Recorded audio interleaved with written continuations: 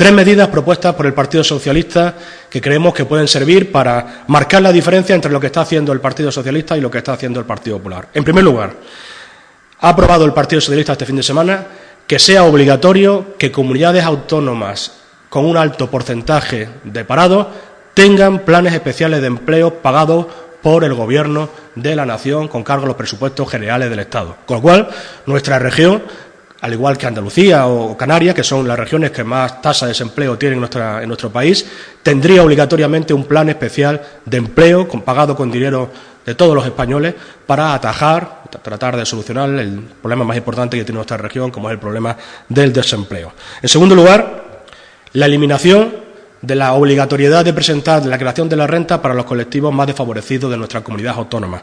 Serían miles de personas las que en nuestra comunidad autónoma no tendrían que presentar la declaración de la renta.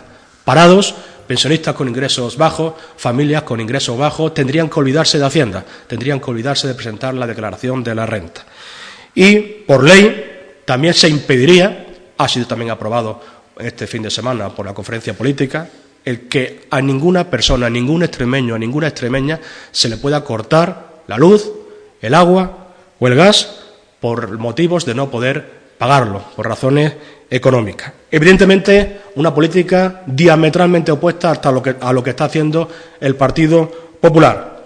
Ha eliminado el Gobierno de España en la actualidad los planes especiales de empleo para Extremadura, ha subido impuestos importantes como el IVA o el IBI, y en materia de luz y agua ya sabemos lo que ha ocurrido. Han subido las tarifas de la luz y en Extremadura han creado un impuesto para el agua. No es lo mismo, no somos lo mismo. Hay una abismal diferencia entre lo que representa el Partido Popular y las políticas que representa el Partido Socialista. Aunque la derecha se vista de seda, derecha se queda.